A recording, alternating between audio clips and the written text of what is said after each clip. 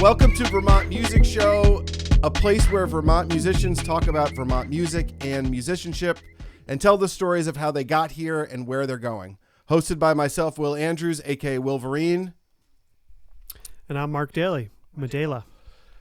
In this week's episode, we will be talking with DJ, booking agent, and Waking Windows co-founder Brian Nagle, aka DJ Disco Phantom. I met Brian at St. Michael's College in the fall of 2004 and have stayed in touch with him ever since. Brian is an incredible DJ with 2 ears on the pulse of hip music, building unique and bumping sets filled with tracks ranging from Chanel Trace to Fleetwood Mac to Zapp and everything in between.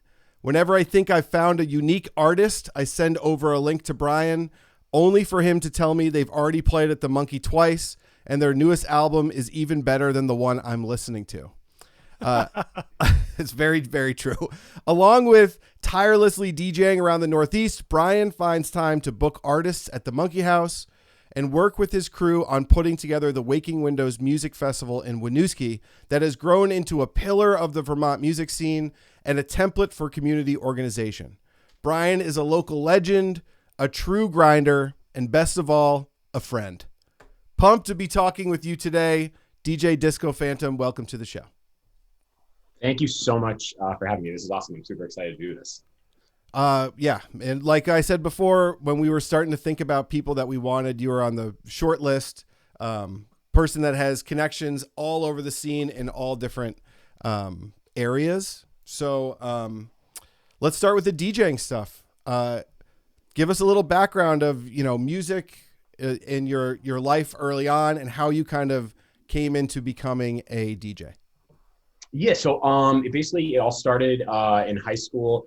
I went to Tabor Academy in Marion, Mass. And it was freshman year. Oh, actually, Home of the Slip too. And they're probably a show favorite also. They played Dark Spring Fest multiple times. It was awesome. Also, they're from Rhode Island. I'm from Rhode Island, so all good things. But so it was already met some friends. Yeah, like freshman year. I don't know if it was our hall or like the dorm that I lived in, but we found out maybe like a month or two into school freshman year that the high school had a radio station. And some folks did it, but it wasn't super popular. But already then, obviously, very into music, in elementary school, and then, played in like school band and stuff. But then when I got to high school, I was really interested in radio. And once I found out the high school had one, me and 3 of my friends on my floor, we started getting into it. And like my advisor, I think, was like the chorus teacher. So he was obviously involved in music. So he helped us kind of get a show, and then ended up doing the show all 4 years of high school, and then went to St. Mike's in Colchester and found out they had WWTV. Same thing, like freshman year, a couple friends in my hall lived next door to me, found out that they had a station, and we used to do the 12 a.m. to 2 a.m., the red eye flight from freshman year all the way up to senior year. So just really enjoyed, doing the radio thing, digging for music. And then also a big thing is obviously sharing music with people on the radio. And then, with like friends, whether it's like telling them to go to shows or just like kicking them like records or CDs and stuff. So was kind of ingrained in me, to, dig for music, share music, all that kind of stuff, go to shows. And then when I got to, when I was like getting out of St. Mike's, I finally kind of started to get the itch, started like looking for gear online and, like turntables and mixer and all that stuff, and really wanted to play out. I still love kind of the radio because I even did like a year on the Radiator with Big Heavy World after leaving St. Mike's. But then I got an opportunity to start DJing out at like the Monkey House and Nectar's. Like I remember I had a buddy who worked in the kitchen at Nectar's, and they had like a band cancel like a random Tuesday, and it happened a couple times, and he hit me up. He's like, "Hey dude, I know you're still in town. Like, do you want to come down and fill in?" And I was like, "Yeah, sure." And then after those like first couple times of actually, leaving the DJ booth in the radio station and playing out, I got really excited of just, even though I, be in the booth with friends, or even, I started DJing in college too, there was at least like streaming, so friends could like be in the chat or whatever, make it kind of interactive. But the fact of playing songs out and then seeing people's reactions and then that kind of dictating my set rather than being in the radio station and, kind of having my set list or playlist already, and even though we'd always like try and outdo each other as like friends in the studio, be like, "Oh man, I got the jam. No, I got the jam." So maybe switch it up a little bit, but I liked a lot how I could like react to the crowd. And it was like a new feeling and kind of an extension of DJing. So then after college, kind of left the radio thing behind, started DJing out, and just like kind of fell in love with it. Did all different sorts of stuff, whether it's doing like hip hop nights or like electronic kind of dance nights, or kind of how I got into like booking shows and doing that kind of stuff was I would look at bands I kind of liked, and I'd be like, because I was just starting out, I was like, oh, I could like open the show or like play in between sets or at the end of the night, just because I'd be like, oh, I'd already be there as a fan, like I'd maybe play some stuff, just to keep keep the night going and all that kind of stuff, because some sound people really study the bands and make a very cohesive set list or like transition music, but other folks weren't doing that. So I was like, oh man, I could do this. So so that kind of was a transition of like starting kind of DJing and then going from the radio to playing out and getting kind of involved in just the music scene and meeting folks, and starting to kind of move into the Burlington Winooski music scene. Around what year was that when you first started DJing out? It was like 2008, 2009, kind of. It was like just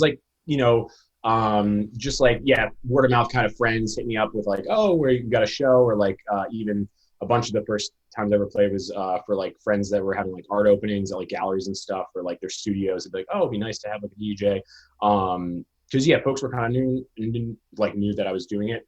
And then it kind of just like naturally kind of spread from there to doing shows, and then just doing like my own thing, but always kind of doing like all different types of stuff just to keep it interesting, but also just to just starting out and just kind of seeing what I liked, what I didn't like, and then just kind of meeting folks and just keep it open. So did you practice? I would practice all the I would practice all the time, like in my bedroom, like classic, like the whole setup. And it was funny because I learned a lot. Like I guess one of my first important lessons was I'd like make these super tight sets, but then, for the crowd or the kind of night that I thought was going to be there, but then I'd be bummed out because like, oh, I spent like all week or weeks on some of these like sets. And then the crowd maybe wouldn't be the type of crowd I thought it was going to be, or like the amount of people or like the energy. So then what I did was obviously still practicing like beat mixing or, beat matching and mixing and all that kind of stuff, was just really knowing my music. So then I could, as a proper DJ, like react to the crowd and have like a deep music knowledge. So then I'm like, oh, it's this type of a crowd, or it's like this time of the night, or like I'm playing with these couple bands. So just really, definitely trying to hone in on the technical side, but then also double down on the music side. Because it took me maybe like 4 or 5 times where I had like, super tight sets, and then I'd show up and like do it. And then I'd be like, I wouldn't get the reaction I wanted, or it wouldn't, just wouldn't fit. And then instead of like, it's like, how do I make this fit, or how do I kind of transition? So I definitely remember that the first couple times that I was like, before the show, like, oh, I'm gonna crush the set, like I got like all the jams, transitions would be sick, and then I'd show up and it'd just be like, just not work out for one of like millions of reasons why certain things happen at shows. But definitely practicing like a lot of stuff from like vinyl to the digital stuff to controllers to even trying to get into some production, but definitely getting confident with all the time, spent on the radio, definitely knowing the gear, but then being able to do that in public, and also, with gigs too, being able to troubleshoot gear, whether it's like playing with other DJs to be able to like swap out stuff and, be confident with all that. So definitely with doing shows, definitely made me better at all that stuff. But definitely practice, because it is interesting nowadays where I feel folks where the DJ kind of, it's just like a whole other conversation, but with DJs, like where DJ kind of means anything now. So people could just bring out like a laptop or, whatever, which is fine, because I'm all about sharing music and, people playing good stuff out. But it definitely was when I started in like 2008 was like you had to have like a proper setup with like two decks, a mixer, and like know how to do your stuff. And there wasn't as many controllers or kind of things like that to make it easier. But Did you have like a crazy sound library at a pretty young age, or like? Oh yeah. I was wondering if like what interested you early on with those radio stations was like having access to all that music, or did you already like have a shit ton of material of your own? It was kind of like a bit of both, because with especially that was like right around the time, because obviously like I grew up on like like Napster and LimeWire and stuff, so I was super into that. But then once I got to high school, it was crazy because it was like in iTunes, you could, if you were on the same network, like all the people in my dorm, it was like a closed network, but you could, with iTunes, we could all share each other's music. So that was like, it was either freshman or sophomore year, but that was like a game changer for me. That like was we all just would literally go to dorms and just like download like an absurd amount of music. So we had definitely had access to like the stacks in when I was in like high school radio and college radio for sure. But just, yeah, I don't know, because I feel it, that was a thing for like a couple of years, like that iTunes, I don't know if it was like a glitch or whatever, but yeah, it would let you, because it wasn't just it wasn't just streaming, you could actually download the music over the network. So yeah, we all had, and we all like trade CD books and stuff like that. So like during study hall at night, like 4 or 5 days a week was just literally ripping music like constantly. So I was definitely into that in high school, and then definitely in college. And my older brother too is a very like, he's the one who got me into music, but he had like CD books for days, and we'd always like with like friends and stuff like trade stuff. So it's definitely always like swapping music with folks, and always yeah, like downloading music like all the time. So yeah, always been about that for sure. Yeah, one thing that I find really, you mentioned it a couple times already, but just knowing your library. So as like someone like you have this massive knowledge of all of the music that you've ever heard or that you like, or like how do you get to that point in your brain where you can, especially being out at a show and DJing and being like, oh yeah, we need this shit here. Like how did that happen?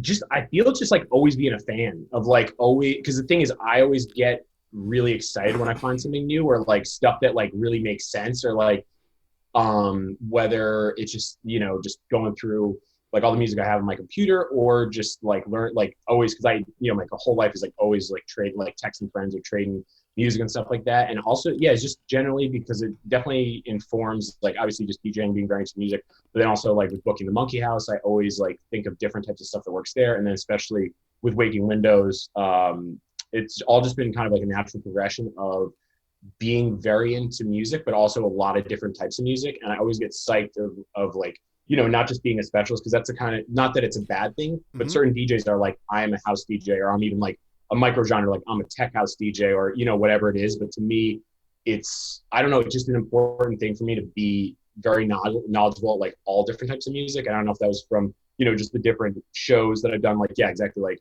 when I started with like, you know, doing art galleries and stuff like that, like I want to play like a nice folk song or like an Arthur Russell song, but then I also know at like 2:33 in the morning if I got to play like a proper like rave track or whatever. But to me, like always the most like interesting DJs and even performers with albums, like I love albums that have like even like Beck comes to mind, but like someone who can do, yeah, like a folk, but then like a glitched out electronic, but then hip hop, but also that kind of makes sense too, that you're not feel like they're reaching for genres. So I've always like kind of liked artists like that, where it's like pretty eclectic.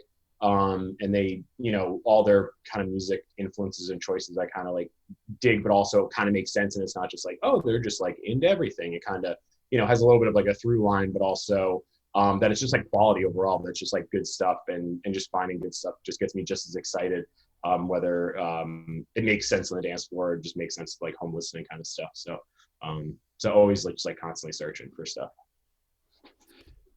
Well, it comes through. You come through as such a not knowledgeable dude with music, and that's what I've always loved about you. And you've already sort of mentioned this, is that you're not just like coming through the door and like hitting play on whatever. You really like read the room, and like for the countless Medela shows you've DJ'd it, like you're adding, not just adding to the vibe, but it's like you're picking stuff that like fits into the mold of whatever night that may be, you know, if that makes sense. I've always, for sure. Yeah, and even I've always like, admired that about you. Oh, thanks so much. Yeah, to me, it's like not only important, like, you know, what you're playing, like how you're playing, like even the volume that you're playing. Like I could, you know, like my favorite song was just like too loud, or it's not a good sound system or whatever. It's like there's so many things that I take into consideration, because I feel like so lucky to be able to do what I do, and also like definitely care about the crowd, whether I'm like the performer or like putting on the show as the presenter, or just like as a fan.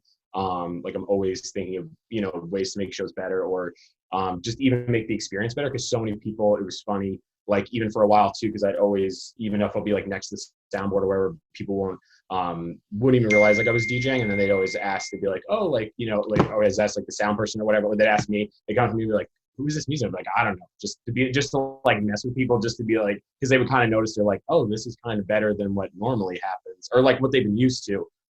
So like in the beginning, I'd just be like, I don't know who's playing. Like, I don't know what's going on here. But yeah, it just adds like the overall, like fun and the excitement of the night too, because even with like helping out bands too, like with I always want to play afterwards, you know, just see if I get people to dance, but also people just to hang and like buy merch and chat with the bands and just make it like a whole night rather than be like, you know, rather than, you know, show up right when the show starts and then leave, you know, make it more of a thing where people might show up a little bit early, hang out with a friend, and, you know, playing some jams at the bar, catching up. Then, you know, the show starts, and then in between, you know, maybe, you know, check out the merch table or chat with a friend or whatever. Yeah, make it more of like a whole evening versus just a standard kind of show, and make it more of a hang and just more of like, yeah, I always think of shows as like a whole evening rather than just, just like who's headlining or whatever, and just people showing up for that. So definitely trying to make it, an enjoyable, just evening experience for folks. So it's a little something different versus what they're used to. So How many dates do you think you've done? Like, how many nights have you DJ'd? Have you ever thought about that? I like, it was maybe like 4 or 5 years ago. I stopped. It was like well over 1,000. It was, now it's probably like at least like over 2,000, or if not more, honestly. Because I've done like some crazy benders of like, you know, like a week with like 12 plus shows, or like just crazy. Yeah, like even my most ever, it was either 6, or actually, hold on, the poster is in my, how many hours? Oh yeah, at the Bean, I did 18 hours one day, or one day. So holy shit, that was during like, I think it was like 5 years ago. That was my challenge of like, I was like almost looking up like Guinness World Record stuff, because I was DJing, or I was doing like 1 to 2 gigs a day sometimes. Yep. And I was curious about it, so I was like looking it up. But then when I looked at the Guinness World Book of Records, you can actually, every hour you get 5 minutes for like your health, because they're obviously not trying to kill people. So the guy who has it is like almost a week, but he would add up all his 5 minutes per hour and do like these, you know, cat disco naps. But I don't know what the record is for just straight. But during that period, like 5-6 years ago, I was really into that. So I did like a 9-hour set for Monkey House for some reason, just because. And then I was like, I'm going to double that and do 18 hours. And then at the Bean like 5 years ago, and that was really fun. That was actually great. Like, I had a great time doing it, but I'm still, I guess, into that, because that's kind of in DJ culture, is like people doing marathon sets. But yeah, I was super into that, and I still would do it like normally if that was acceptable to do during these times. But yeah, no, super fun. And even when like Zoom started, I was like, I could just DJ forever. Like literally with like even my friends on the the East Coast could go to sleep, and then I had friends in California could tune in and just like go. But it's fun too, because even you're saying with like, you know, deep music knowledge, it's like you can kind of really stretch out and play a ton of stuff. But yeah, it's obviously since the pandemic not playing that much, but before that, yeah, definitely still staying pretty busy, but also always kind of mixing it up with doing all different types of shows. And like different types of residencies and stuff like that, just to keep it me interested in doing it, but also to keep it fun, and like always kind of digging for stuff rather than doing the same kind of stuff. So, but yeah, always playing a lot when I can play. I feel like 2017, 2018, and this was probably more when I was out and about more often. Not to say that it like tapered off, but I feel like 2017, 2018, around there, everywhere I'd go, you were DJ. Yeah, I know.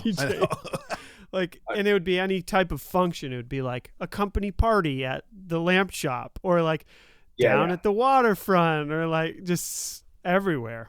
Yeah, it'd be like, Nick Mavinonis would always like joke. He's like, should we just always add your, like, because he was obviously with Higher Ground and MSR and Angio, and then even like at the Radio Bean, he's like, should we just add your name to like every poster? Because it literally like turned out like that. And then I played like tons of shows that I wasn't even on, that I'd just be like, oh yeah, like be there helping out, and be like, do you want, like, you know, band and load in? And they're like, oh, do you just want to DJ tonight? He's like, why aren't you DJing tonight? I'd be like, oh yeah, I'll DJ. Like, I don't care. So, but no, definitely helped with, just like just everything. I was just always like having fun. Like, cause I was like, oh, why wouldn't I play tonight, instead of like just taking the night off and hanging out? Cause if I did that, I'd be like, oh man, there should be a DJ here tonight. Or like, I wish I was playing. So I would just kind of always have the mobile disco ready to go to play shows. It's amazing. What you mentioned it a little bit right now, like obviously the live music industry is not happening right now, but for you, like virtual DJing is something that people do. Is that something that you're doing consistently, or were you like, I don't want to do that? What's your deal with that?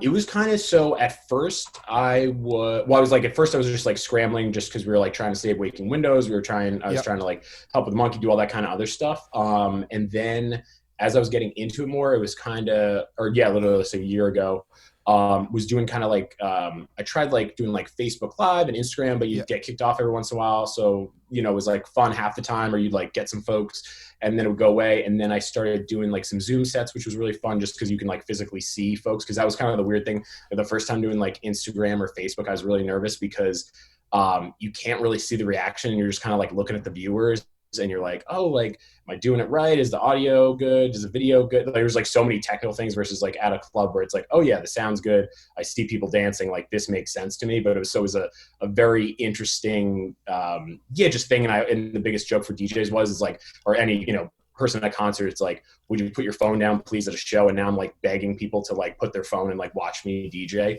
So it was like the complete flip of that to be like, oh, I'm now playing to a phone or a computer. You mean the little floaty hearts that people can send up that didn't do it for you? Yeah. So it was like, it was very interesting. But the cool thing was, at least about like Zoom and doing some of the stuff even on Twitch, was having folks that maybe haven't seen me DJ in like 10 plus years, and just like, people maybe who don't go out that much anymore, and all that kind of fun stuff. It made it really nice, like to reconnect with some people that all of a sudden I'm playing, just having fun. And then I'll be like, oh my God, like so-and-so's here. Like, I can't believe, and just seeing also like the groups of people like online that folks that haven't seen each other. So that was fun. So like Zoom and Twitch were the best, but then I kind of mellowed out a little bit with doing kind of DJ stuff, just because honestly with like playing so much and being so busy, I like there was like a bunch of like house projects and like life stuff that I just finally was like, oh, I have time to do basically like everything I've like left behind, just cause like I love music, especially with like DJing normally, and then doing like private events and weddings all summer, and then do Waking Windows and the Monkey House and like all these things that I love and I'm so fortunate to do. It's, many things get left by the wayside that you might have been like, oh, I'll get around to that one day. So I actually did like a ton of yard work, like repainted a bunch of the house, kitchen, bathroom, did like the basement, like a ton of cleaning and like stuff like that. And also just kind of to recharge and kind of take a step away, because with the past 10 plus years of even, because Waking Windows is gonna be 10 this year or last year, and like all that kind of stuff, it has been kind of all hands on deck for like the entire year. There really isn't a slow period for me, because once Waking Windows in the spring, then private events and weddings in the summer, then fall is like a lot of the touring bands we do work with, whether it's the Monkey or Waking Windows, a lot of people are on tour dropping albums. And then the winter is like private events, private parties, and kind of like I still like to snowboard and do other normal stuff, but it seems like the year is like almost already planned for itself. So even though obviously the pandemic was devastating in so many ways, it let me kind of take a step back and do kind of like some personal stuff and stuff that I have been really wanting to do. And then I was like, oh my God, how am I behind on all this stuff? And I'm like, oh yeah, because I haven't really done a lot of the things that I should be doing, or as like an adult human being. So it was a nice thing to step away, but then I still get super excited if like a friend had like a birthday party, or I do like a Zoom DJ set, and it would just be like, I'd be like, oh my God, how am I living without doing this stuff? Just because it was, an everyday thing. But also definitely gave some perspective to kind of step back and do some other things. And even like music organization, like organize my records, and like all stuff that was always just like not sloppy, but just like never had the proper amount of time that I would like to put into certain things. So that was kind of nice to be able to do that. But there are people that are like crushing on Twitch, and that was a super fun thing, was seeing like some of my favorite DJs who I've never gotten to, see, and all of a sudden they're on like Twitch or another like streaming platform, and just be like, oh my God, I got to see so-and-so DJ for like 2 or 3 hours, and like watching like some of like the true masters play. And even like with other DJs too, being like, so-and-so, I always try and like travel to see people live, like in New York, Montreal, but to be able to like, on the side of like sidebar my screen, be like, oh, I get to watch like 10 of my favorite DJs tonight, and just like kind of pop in and see what's up. And especially too, it's the ultimate set for some of these folks is they're literally playing their entire record collection like in their home. It's not like they have to be like, oh man, I had to lug like 4 or 5 crates to the gig tonight. It's like, oh, you have your entire record room and then your other record room, and you can hang out and organize all week, and you have like your most ideal like mixer and setup, it's like your home system. So that was like a really cool thing to see a lot of DJs. Yeah, I didn't go nuts as some other folks, because some people have really like dived in, which I think is a really cool thing. And I don't know if that will like that streaming component will be a part of it, which I think might continue for some folks, which will be cool, because you can kind of bring your crowd that you've like in community that you've developed over all this stuff. But I don't know, because some people were really into it, and some DJs were like, I can't do this, because they just need the connection. And there's no like really right or wrong way to feel about it, just how people kind of feel about what they're doing. So but no, the online thing is definitely cool. But yeah, I did stay away and just did just other things, which is good still. But yeah.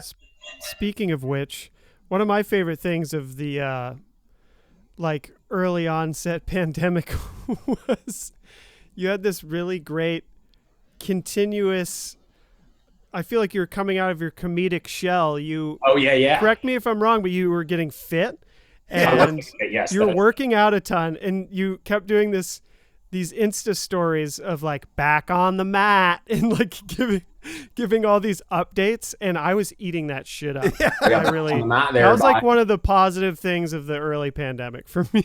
Yeah, no, that's like a thing that like Allie, my wife, is always, we're always trying, better ourselves and be healthy and all that good stuff. And then it was finally a time where, because she's like, she does a lot of, or was doing a lot of spinning before, and she always wanted to be like, oh yeah, come to a spin class or come to a thing. And I did like a couple soul cycles, and that was like too much for me because I don't need people yelling at me in the dark. That already happens at work. So I was okay with that. And then, so then all of a sudden, like there was like no excuse anymore. It was like we have all this time. You can, that was one of the good things about the pandemic for certain folks, was like, oh, I could get sleep, eat, and it's funny, if you sleep, eat, and work out, like you might feel better.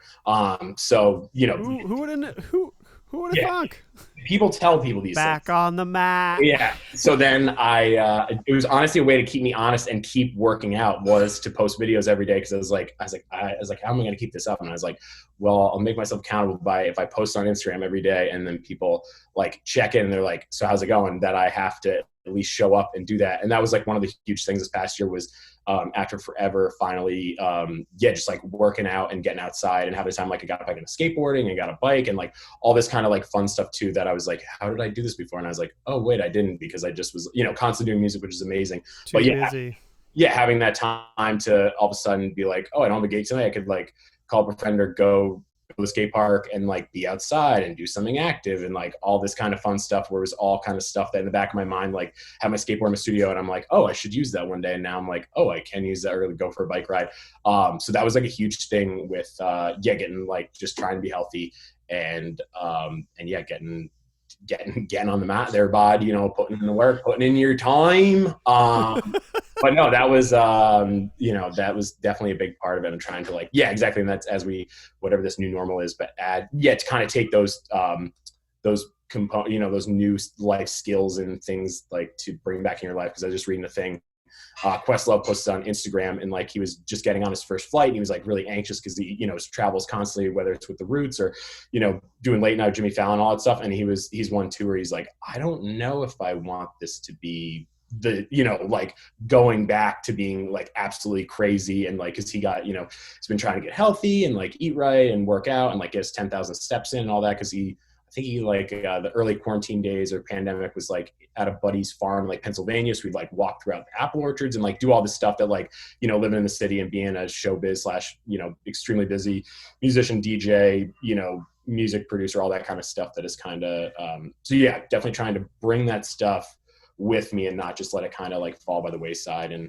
because I just still can't get over. It's like funny talking to some other friends too. When it started, they're like, I kind of feel better. I'm like, getting 8 hours and like eating good, or like eating veggies and stuff, and like drinking water and like exercising. It was like crazy what happens when you have a little bit of time to do it. But yeah, hopefully people will keep that stuff up when they go back to when stuff starts opening back up. So yeah, I mean, great. Still love the mat. Big fan of the mat. Get on it. Gotta get on it. Yeah, you said it. I think that there was something to some extent like unhealthy about the way that everything was before, especially when you have kids and you're like, you got soccer and then you got this and then you got this play date and you got all this sort of stuff. And then for me, like even gigging less, but recording and teaching and like there's so much piled on that there is some sort of unhealthiness to it. So when things kind of get back to normal-ish in the next year and a half, whatever, like, are you going to manage your gigging timetable, or how are you going to change that to kind of bring some of this healthiness that you felt and into your reality? No, for sure. I think I was talking to a friend the other day about this, is just being kind of like more intentional about stuff and not just saying yes to everything. Cause I used to, not that I was missing out. It was like a FOMO DJ, like, oh my God, I got to play everything.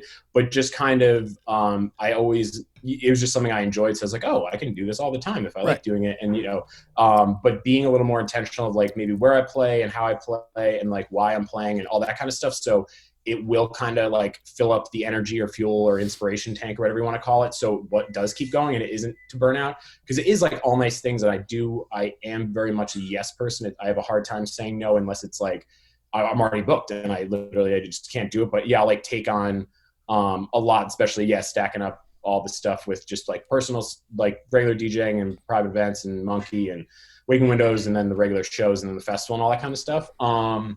But yeah, because it is, I feel it might be a little tough. It's definitely gonna be tough at first because obviously the excitement's definitely there. Like even last night doing the silent disco, it felt amazing. Even though it was like 25 people, it was like spaced out, like very, it was like, but just to actually have people like react and just remind me like why I do this. And then I'm like, this is so nice, sharing music, having fun, and especially too, it's like such a tough thing. And another tough thing this year was like, when people like lost their jobs and there was all this saying of like, oh, you're not your job, but for certain folks, I was having this conversation with a friend who's a tattoo artist, but it's like, I know I'm Brian, but I also am a DJ. Like that's who I am as a person, even though that is a job and stuff. But that was kind of a thing too, where it's like, I'm losing a piece of who I am.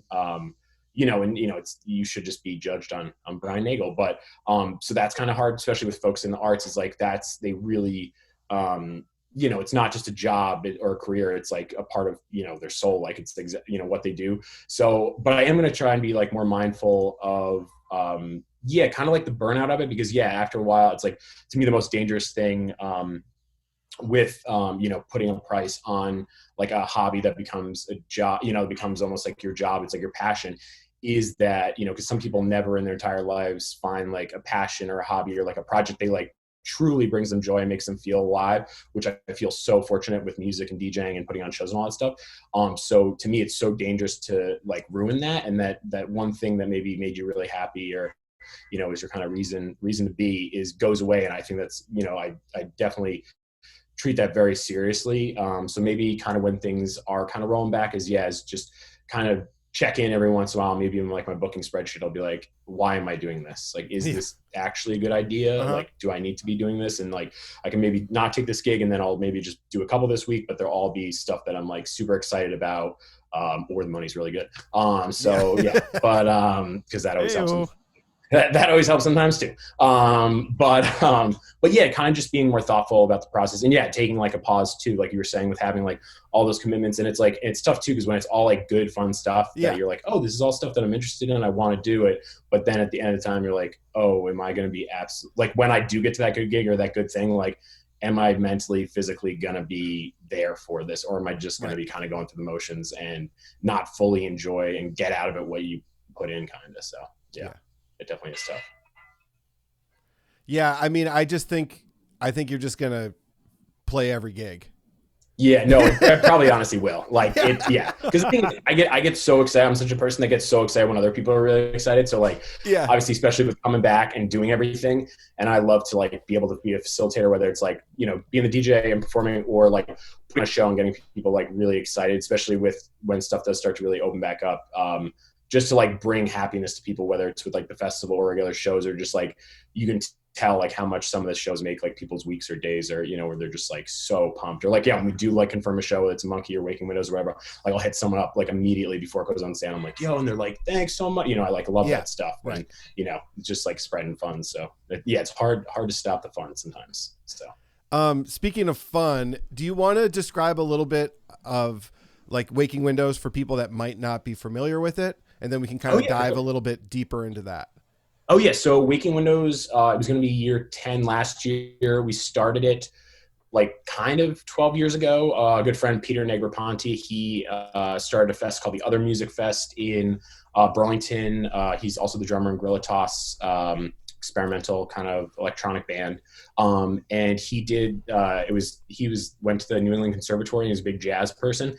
And he did a festival called Other Music Festival in Burlington, and it ran the same time as the Burlington Discover Jazz Fest. And his thing was, it was all about like outsider music. That's what it's called, Other Music, but it was like free and like acid jazz and all that kind of stuff, because he kind of wasn't seeing that being programmed at the Burlington Discover Jazz Fest. No offense to Burlington Discover Jazz Fest, but that wasn't happening then. Yep. So he kind of created that, and then Pete, he did it. I think it was like maybe like 4 or 5 nights, but he gave us an opportunity. He knew me, Nick, and Patty doing angioplasty media and just doing shows. And he's like, "Hey, do you guys want to do a showcase one night?" And so we started we did it the first 2 years of the festival was only for 2 years, but each year we did a night, and we were like, "Hey, maybe we could do something like this." And then because the Monkey House kind of being our home base in Winooski, there was a bunch of, in the Rotary, there was like a bunch of empty storefronts. So, and we've always been kind of like DIY in our, putting on shows. So then we also went down to Peterborough, New Hampshire, and our buddy Eric does this thing called Thing in the Spring. And also is like a similar layout where it's like kind of in a circle, like downtown, using like, bookstores and restaurants and a library and all these kind of spaces that can be made into venues. And then so we started, the first year was absolutely ridiculous. We did it also the same time as the Burlington Discover Jazz Fest. We did I think we did 12 days. We did 1 day more than the Jazz Fest just to be like, we can go longer. And it was just ridiculous. But it was all the Monkey House, and we did, it was like 11 or 12 days straight. And then the second year we realized that we should probably only do things for 3 or 4 days at a time. So then, then we've been doing it ever since in downtown Winooski. We do up to like 17 or 18 venues, all different types of stuff, whether it's at like record shops or the church or other restaurants or, vacant spaces. And we put on like all different types of stuff. We have like literally now it's grown to I think like 170 plus bands from like all over, like regional, national touring acts. And we do we even do like drag queen story hour. We do comedy showcases. We even do a bird watchers Saturday morning kind of hang. We do like literally for anything for anybody. Like my dad came, and was like 85 when he came 2 years ago, or the last time we had it. And then we have people bring like their newborns and stuff. So they're literally, I feel like a used car salesman. Like when people come to the box office, it's like, what do you enjoy? We got it. We got it for you. So, so it's for like super crazy, like people that are very into music and want to see like a million shows, or kind of the casual fan who just wants to kind of like roam around, check, find a new band or a new thing that they like, and try and like kind of discover Winooski. So, but it's kind of a little bit for everybody. We do like music documentary screenings. So we try and like build it out every year, just kind of give a little bit more just variety and just kind of options for folks. So it's not kind of your standard festival that you just go and it's like just bands like all day long. So something we've been building for a long time now, and definitely super proud of it. And I work on that with Matt Rogers, Nick Mavadonis, Patty Reagan, and Allie Nagle. So it's like the core crew that does it, and we got a good team that helps. And Winooski, got to plug them, are the best. They really let us kind of do our thing, and it's been really exciting to like kind of grow with the city. And they're just like a great partner for the fest. So it's been good. It really is truly a unique festival, and it's developed into something so amazing and big. Like, as you said, you've just been building it up more and more over the years. And what I love about Waking Windows is that it's right at the beginning of May, like springtime. I feel like it's become that quintessential like coming out party for everyone after a long winter in Vermont. And I just love going and just you're seeing people that you haven't seen for a couple months or whatever. And it's just I just love bumping into friends right and left, and and every person you see, you're just like, oh hey, yeah, and it's like the weather's just starting to get nice, and I feel like it radiates throughout the whole festival. It's kind of just like this amazing. Oh yeah, it's so yeah. It really is like as cheesy as like we almost were going to do like a bingo in the program of like Waking Windows bingo, but like in the middle is obviously like Rotary High Five, like all the classics things that happen. But it just makes me like so happy because people, especially in Vermont, kind of hibernating for the winter, which is actually I like because it kind of like lets me like re-energize and all that kind of stuff. But then coming back out of it is just so nice because you realize you're like, oh yeah, this is why I live here. I get to see some friends, do some cool stuff, like have like a real community. Bond with folks, and it really means something. And it is just so nice. Like I love because even I got a Fitbit a couple years ago, and I was like 15 miles around the Rotary or whatever. I'd like joke of like we should do like a Rotary 5K, but like just walking around it endlessly during the festival over the 3 days. And like the entire time I'm still like so happy to see people, and just like even watching like, yeah, those interactions like you were saying was like just seeing like two people hug or like high five or like, oh my God, I haven't seen you forever. Or even like friend groups being like, oh, I told you about this friend and they're here right now, or like whatever it is. But it's just that's such like fun, just amazing things that keep me going, especially with the festival. Because obviously started out, obviously it was so much about the music, but now it's definitely shifted. That just is about community and people seeing each other and having fun and coming together and doing cool things. So no, definitely I love that stuff. And I'll even watch like the recap video every once in a while when I need some inspiration to be like, oh yeah, this is like, and a majority, it's like, obviously I love the crowd. I mean, I love the, shots, the bands, the DJs or whatever, but like the crowd shots or like people interacting shots are like my favorite or like the best. Yeah. So. Super sentimental and just like so much happiness on people's faces. Good hugs and stuff like that is just like great, where I'm like, oh man, they're having the best time. So no, the like circular thing too, the circle is so cool how it just like everyone's moving around and just different venues all in that circle. It's so great. Yeah. So rather than just kind of like, like entering a festival and just being like going to see like whatever stage you're like, okay, my favorite acts on this stage. It's like more of like whether you're going to catch someone, getting, at a food truck or see them at a comedy show or whatever. Yeah. People are like kind of moving around, which makes it fun. Yeah. Versus just kind of being at which I do love festivals like that. Love Osheaga and festivals that I just go to whatever my stage is and check out the bands. But yeah, no, I like being able to move around and have kind of like hang zones and kind of choose your own adventure versus having like kind of this is what you got to do kind of plan. So makes it nice for sure. Yeah. I think like all of us, we've all played it.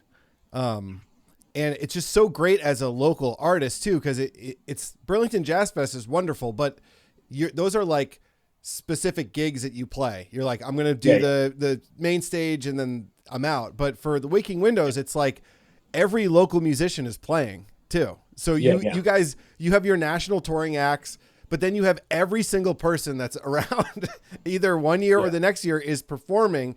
And as an artist in those performances, because you're playing as a festival, but you're also basically playing for your friends and your community, you just want to burn it down. I mean, the last time I played at the last Waking Windows, we had the Appalled Eagles show at Monkey, and we started playing at like 2:00 a.m. on the first night. Yeah, that was phenomenal. And we played for 25 minutes, and I put every single thing. I still think I'm like getting goosebumps thinking about that. We were just making it up, and we were just shredding and rocking out, and all the people were like, it was like the greatest show I've ever played. It was for 20 minutes at 2 a.m. Normally, everyone's going for it.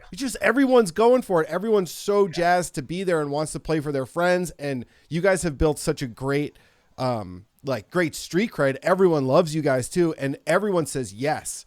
Like for you guys, like booking local artists, everyone's like, bro, like, yeah, sure, yeah. I'll play for free, no problem. Like at this 20-minute set, Yeah, because it is that like putting all the effort, because we're gonna like make the venue look good. We're gonna make like everything that goes into the sound system, the lights, the whatever. Like we'll get like Lee or someone to do like some art in the venue.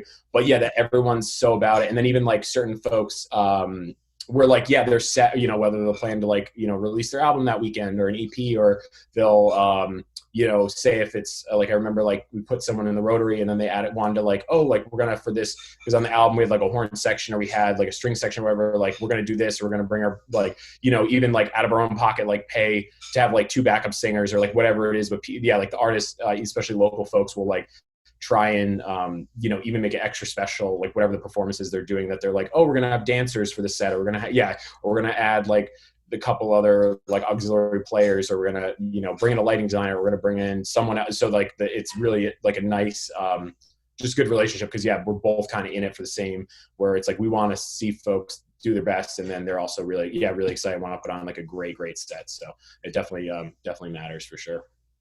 So it's really nice. What's like the biggest thing you've learned from being one of the main organizers of this festival? The ultimate thing I've learned is just learning how to kind of delegate stuff, because as the festival's gotten bigger, it was really tough because not that I would say like I'm a controlling person, but I like to, especially when something's got my name on it and I'm involved in it and I really care about it, because obviously with having like family and friends from all over and just like my community know who I am and what I do, it's tough to kind of let some stuff go. And as it's gotten bigger with like having volunteers and other people kind of included like in the team every year, is kind of realizing what maybe I don't have to do. Like I literally will be like, like just doing like what's running like bike rack and fencing or like other stuff that or like a stage where I'm like, oh, the stage has to look like this or be, sectioned a certain way. It's like, oh yeah, I could just like text this to a volunteer or get another Waking Windows like crew member to do this, or just kind of learning kind of like to delegate stuff, and that I don't have to kind of be a part of absolutely every decision or every thing, especially with like 17 venues. Like I need to let some stuff go, and then I'll be like pleasantly surprised because I'm like, oh yeah, these people are great. We hired them. They're awesome. Or like a good friend, and I trust them and they know what they're doing and all that kind of stuff. But kind of figuring out how to replace yourself in certain roles has been the biggest kind of growing pain for me. And just kind of just because I want things to be a certain way and look a certain way and sound a certain way, but by let people kind of know what my vision is and provide them with like the tools and the equipment, that hopefully it works out. So that is definitely, and try and apply that to like my life and other things like outside the festival. But yeah, being able to delegate stuff to other people has been like super important to help the festival grow and just like mentally not be so exhausted and physically like doing all the stuff. So yeah, that's definitely been it for sure. Let's go through some kind of quick questions and stuff like that, but we'll stay on Waking Windows. What's been your favorite Waking Windows performance that you've seen? The best one, like my favorite, or I guess the one that means the most is when we had King Tuff play. I think it was year 5. And that was the first year we shut down Winooski Falls Way and did the main stage on Friday and Saturday night. And it was like super stressful just because of like the first time, shutting down the street, and we had to, bring the stage from Atomic. And it was just like a lot of moving parts because the city, I think we only had it for like 2 days. We had to like literally Friday morning, like everything was happening, like the portalets coming in, the bike rack, the stage, all that kind of stuff. And we really went for it that year. And I remember being like front row for them. It was like the first time of the day, taking a break, and they were headlining King Tuff Friday night, and like turning around, or I just like heard the roar of the crowd, and I like look back and it was like completely packed, like 1,000 people. And I like looked at the other Waking Windows folks. I was like, holy shit, we did this. Like that was like probably the most memorable that I like come back to, that I was like, I couldn't believe. And just hearing like the applause and everything was like, crazy. It was just like, and I was just so happy because everyone was having a good time, but that was definitely the most like memorable. And then obviously just bands that I love, like Chick Chick Chick and Yacht performing.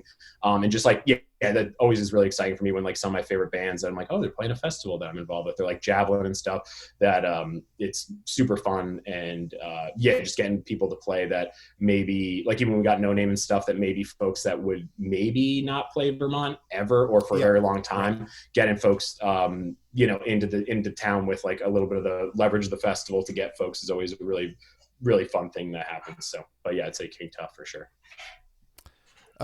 Jaw Gems at the Waterworks, that was pretty rad too. Oh yeah, and we even did that year, was crazy with I forget the guy who does, but he does like the Grateful Dead color mixing on the projectors and stuff. Oh yeah, and they did that for that, was like so sick. Yeah, because with Mind Design, right. Like even like little moments like that with like making sure the lighting is perfect, because like Mind Design, like all his album and like his kind of aesthetic is about that. So we got to do the special lighting, and then obviously making sure Jaw Gems open, and then and that was a cool one too, because even what's face like Open Mike Eagle was there, and then Rap Ferrer was there, and they were boys. So then Open Mike Eagle hung an extra day, and then they performed together. So that was like a super sick like day, and like set and all that kind of stuff was awesome. So that was really cool.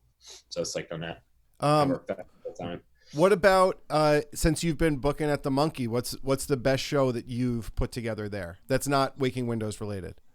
Or just in like I'd say I have like a bunch for different reasons, but the one I was excited about that was like pure what I do and why I do was Channel Trace like 2 years ago, because he was someone that was like blowing up in like the music circle and DJ world, and like people knew about him. He was like doing stuff. He was like opening for Robin at like MSG, which was wild. And then he was doing stuff with a couple other folks, and like no one really, like people kind of knew about him, but not really. But that was one that I like booked and like willed it to happen so hard and like texted everybody and like pushed it so hard. And it went from like 0 ticket sales to like a sellout right before the show happened. And it was so great because he uses like a bunch of Soundtoys products. So then like a couple of folks from Soundtoys came and we had like a big hang, and then they got like an Airbnb, and it was just like a super good thing because he literally went from opening like Robin, and I forget, there was like 2 or 3 other people. It was like Vince Staples, Robin, and like somebody else that is like, you know, really doing it big.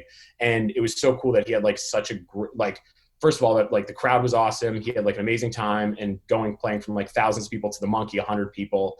And that like, you know, everything was right with the sound and the lights and stuff. And then also that he got to like link up with the Soundtoys crew, and he has 2 dancers with them. And like the end of the night, they wanted Monkey Out shirts because they wanted to rep them like on the next show and like all that. So it was just like such a beginning to end, like the reason why you do shows is because you like really believe in artists, but then also the fans really give it up, and then the performers really give it up. So it's just like everything that was kind of went into the show and why I do those shows kind of like all came from that night. But yeah, there's definitely like Hess is More and a couple others like that I just either I'm fans of, or just they kind of remind you those nights like why you do what you do, whether it's like performer, fan, or like a promoter of the show. So but yeah, I'd say that one. Sounds like you made his trip worthwhile. Oh yeah. No, that must have been a really good feeling. Yeah. It was like, and they were super psyched because they're like coming. There was like between like Montreal for like a fly-in, and then New York the next day, and they're like, "Oh, we're coming to Vermont." And, like, we don't know what we're doing, and then ended up being like one of the good shows on the tour. So it was sick. It was really cool. So, yeah, and then he's like 2 weeks later, he's making a beat with James Blake, and like, no, exactly. And then he was on the Disclosure album, and like obviously right. Next time will be like very hard. I'll try it like. I got it. Well, I got his number. So maybe I'll text him and be like, "Yo, can you come through again?" Because he actually sent me another cool thing. Because I was like, I asked him for a couple tracks, and he sent me, or he emailed me the tracks too. So I got some stuff. But he was just a really cool guy. So it was just one of those fun moments where you're like, could tell someone's like right about to really take off soon. So that was fun. You mentioned it a little bit before, but could you tell us a couple of your favorite DJs?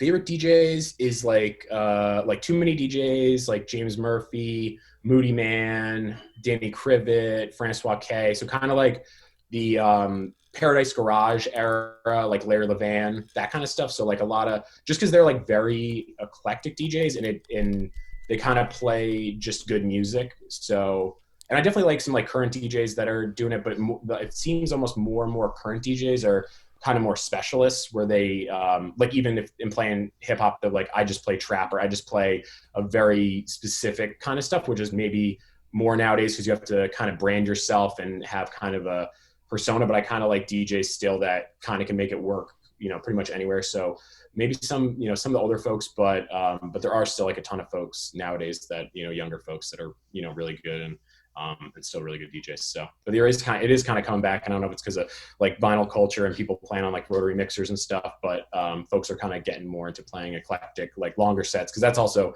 especially in the current DJ world, is a lot of, you know, instead of doing a local night that you get maybe 4 or 5 hours set to really stretch out, a lot of the bookings now for DJs is maybe 60 to 90 minutes. Mm-hmm. So you're kind of just slotted in there. You got to crush it at a party or a festival or whatever. So I feel that definitely informs the way a lot of folks are playing. But that's the nice thing about with Twitch and kind of the streaming stuff is people can kind of really stretch out where they play the records that like they personally enjoy. So that's been kind of a nice thing. But yeah, lean I guess towards like the older Paradise Garage kind of guys. But yeah, you know, just a fan of anyone who's playing good records. So that's a good answer. Yeah. Describe what Winooski means to you in 3 words. I would say Winooski, Onion Underdog. Oh, you could say Winooski, my town, right there. There you go, man. Yeah, Winooski, my town. But yeah, I'd say Onion Underdog, because I do have that like.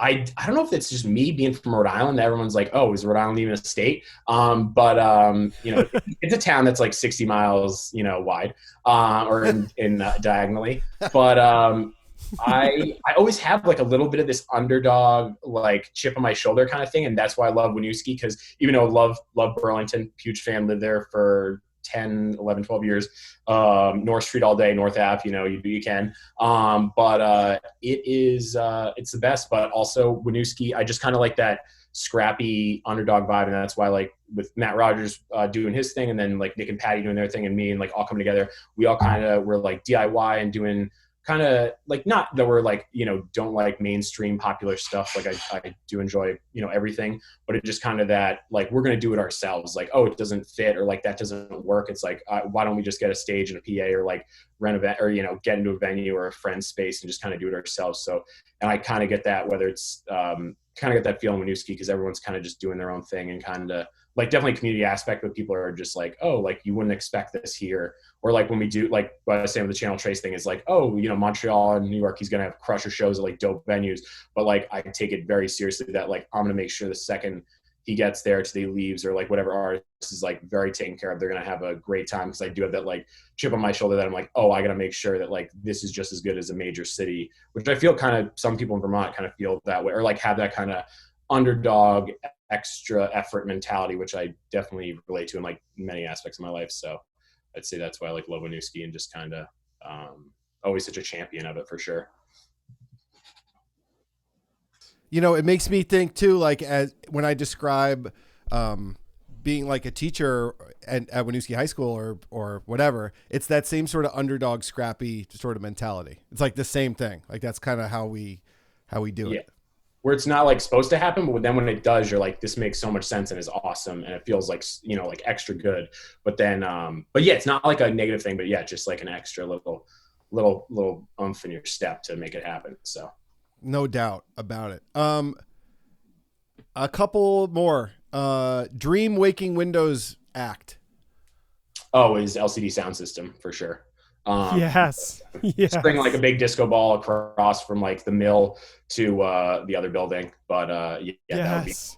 that would be the ultimate. It was like so sick. Yeah, I still couldn't believe that happened in Burlington. I literally just went to Higher Ground and was like, I will poster every day forever for this show to do it. And then they literally, when I used to work at the Converse Home, driving old ladies around to their appointments and their nail appointments and all that fun stuff, I literally like saw them they were like Al Doyle and James Murphy were like biking down Church Street, and I like almost crashed because I was like, oh my God, I can't believe they're in my city and this is happening. But yeah, LCD would be one. And we've had, I feel, just Chick was huge for me when we booked them, because they early days at like TFA Records, and like me getting into DJing and like that kind of stuff with, you know, James Murphy and Tim Goldsworthy and those guys was a huge influence. So to have them on the festival meant a lot, and my parents see it and all that kind of stuff, and them actually like enjoy it. That was a huge one for me. So, but yeah, LCD Sound System would be a big one. So that would say. I can't believe they played at Memorial, and I didn't know who they were at the time, so I wasn't at that show, and I'm just like, why did? A lot of people didn't know. That was I didn't know who they were at that point. What year was that? Do you remember? When they played at Memorial Auditorium? I want to say like maybe 2012 or 2013. I could be totally wrong, but it was a thing where I just couldn't believe that was actually happening. Where it was like, right. Where that was like a thing in the real, like that was happening in the world. I was like, it literally blew my mind. But yeah, they definitely should have played like Higher Ground or somewhere small, just because that's the super tough thing too. When you have like a band like that does so well in like major cities, and then they're like, oh, we could do it in Burlington, but it's like, but you were playing almost the same size venue that you'd be playing in like Boston or Montreal, right, or New York. And it's like, oh yeah, that's not going to work out. So, but it was an amazing show. I had a great time. And you went to was it The Last Goodbye? Was that the record that they released? All the nights at Terminal 5, and then I went to Madison Square Garden and went to that, and then when we came back, I've seen them at least 2 times since the resurrection. But yeah, they're my favorite. I love Brooklyn Steel. Did you catch one of those? Yeah, I got Brooklyn Steel. In Montreal too, right? 5 nights, but I went to the first night of that, and that was really fun. And then we saw Panorama. It was like East Coast Coachella, went to that. But no, they're my favorite. I love them so much. They're the best. So, but yeah, they're a really great band.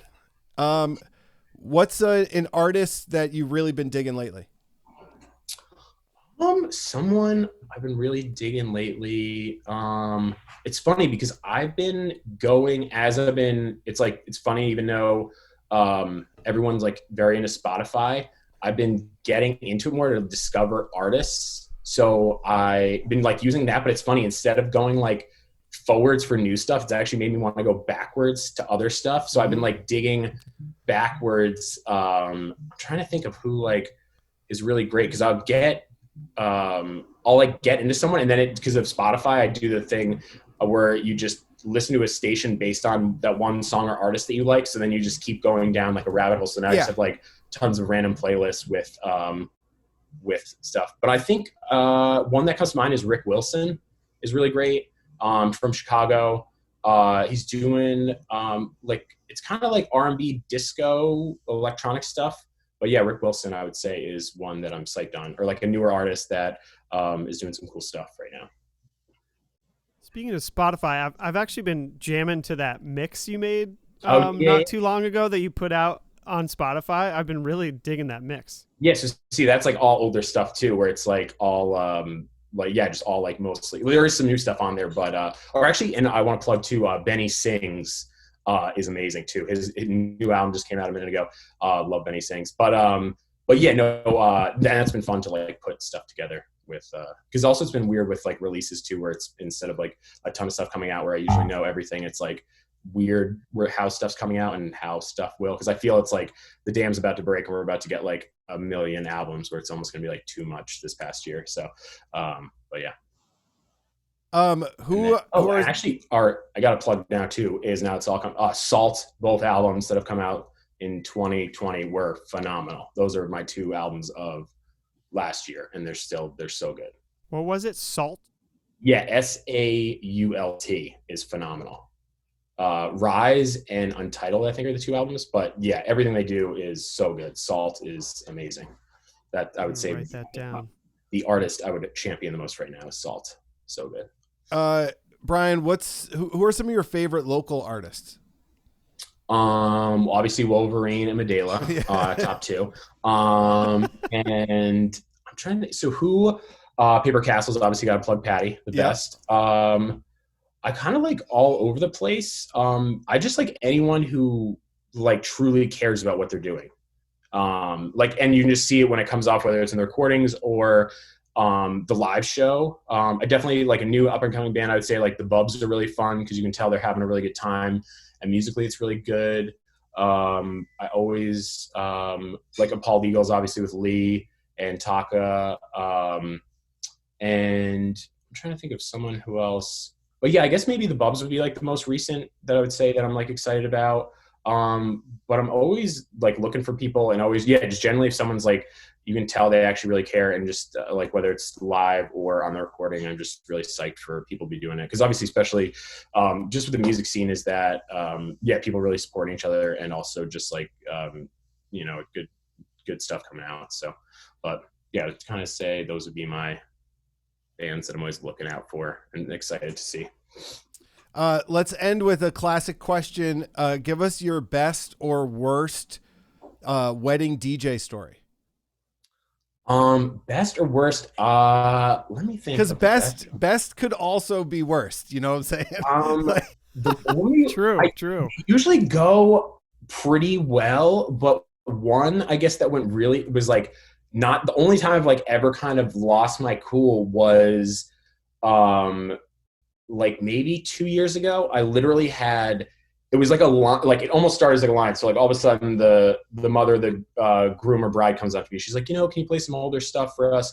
And mind you too, while I'm DJing this wedding, it's a little extra pressure because this guy Moon Boots from Brooklyn, DJ and producer, I really like, he's there because he's like childhood friends with the groom. So like there's already a DJ who like I actually play their music at. So like I'm like trying to step out of like the wedding DJ world and like play a proper set, because I'm like, there's try and act cool, and even the music extra motivation. Yeah, like even though he's at like a in the city, but he's like upstate in Vermont at a friend's wedding, and just some childhood friend stuff, but also being like, there's a real so I was already trying to like put a little extra effort into it, and then playing some modern stuff, and they wanted like a lot of like actual like disco and house stuff and like proper dance music. So then